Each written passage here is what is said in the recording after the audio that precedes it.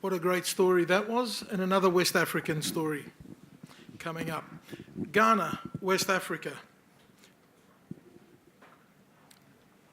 As you can see, we've got some major shareholders that are familiar names to the market. Goldfields, 1832, Van Eck, the active fund from Van Eck, RBC out of Canada, Sprott out of Canada, Bank out of Australia, directors with paid up with cash, and US Global and a Swiss fund. Our board, as the company began as an explorer and made this discovery, has been evolving, and currently the board, the members on the board are the chairman, Kevin Tomlinson, who's a banker, Jacques McMullen, ex-Barrick, who oversaw 27 mines for Barrick. We've got Michele Miskello, he's a corporate lawyer out of Australia who's in this space. And we've got Bob Schaefer, who's a familiar brand in North America, one of the founding guys from Kinross, and also the past president of PDAC. Regionally, that's how the geology looks across West Africa. Within Ghana, we're in the northern part of Ghana. The discovery that we made is called the Namdini project, just up there in the northern part of Ghana. What I'd like to draw your attention to, though, is the southern part of Ghana, which we're all familiar with. It's been a mining district for over 100 years, so the Ghana government is very familiar with the mining codes and whatnot, and is a leader in West Africa for mining and supporting mining. I'd also like to draw your attention to our infrastructure. We've got water close by all year round. We've got HV power, which gets sold into Burkina Faso. So we've got uninterrupted power all year round, and great roads that lead into West Africa. Our PEA was released in February of this year. We studied 3 throughputs, small, medium and large throughput.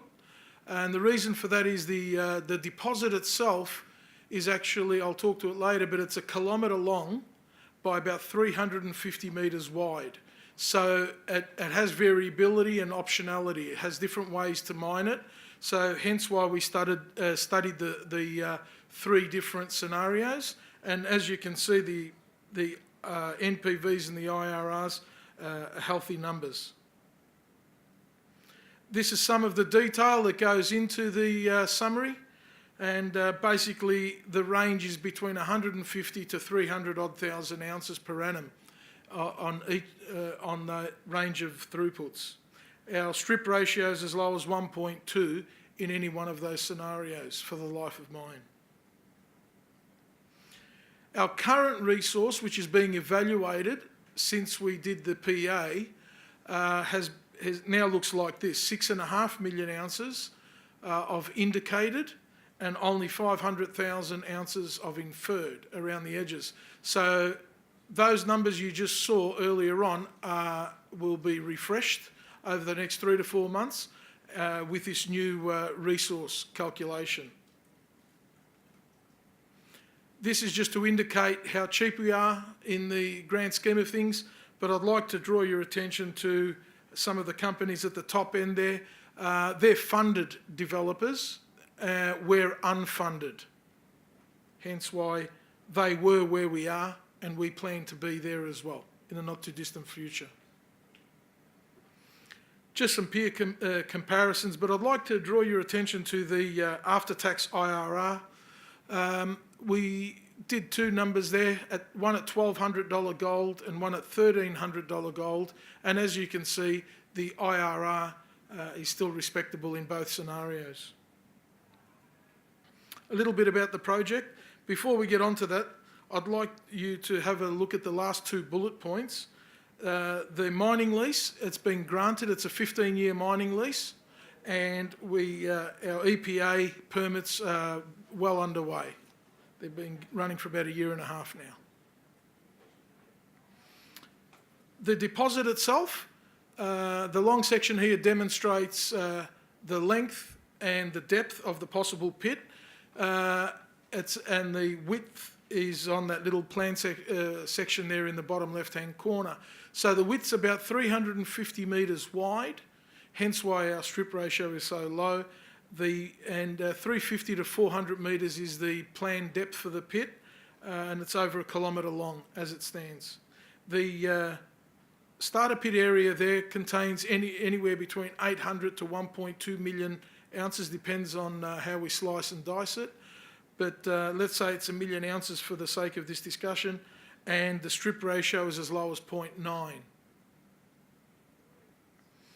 There's another long section. That's just there to demonstrate the confidence in the resource. So it's all blue and a little bit of yellow around the edges, which is the 500,000 ounces.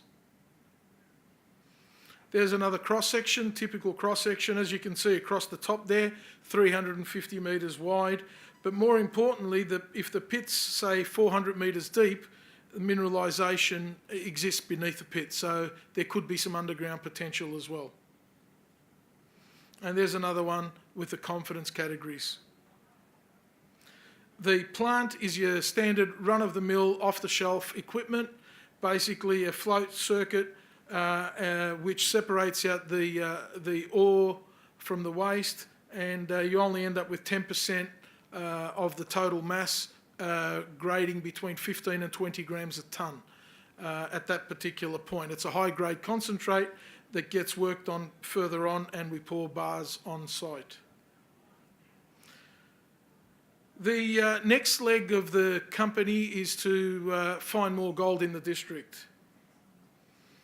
As you can see, Namdini's in the bottom right-hand corner there, and it's very clear and apparent that a mine will be built there and a production facility will be placed there.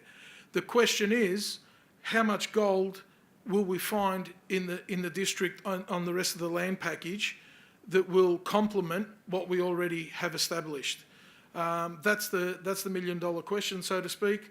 We've started a program to drill some of the target areas. It's all within trucking distance, and our first round of the results came out recently, about a week or two ago.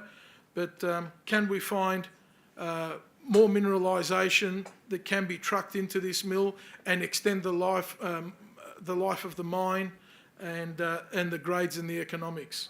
Time will tell, but it'll be a story whereby the Namdini deposit is being studied while we continue to drill and explore in the background and keep putting out exploration results.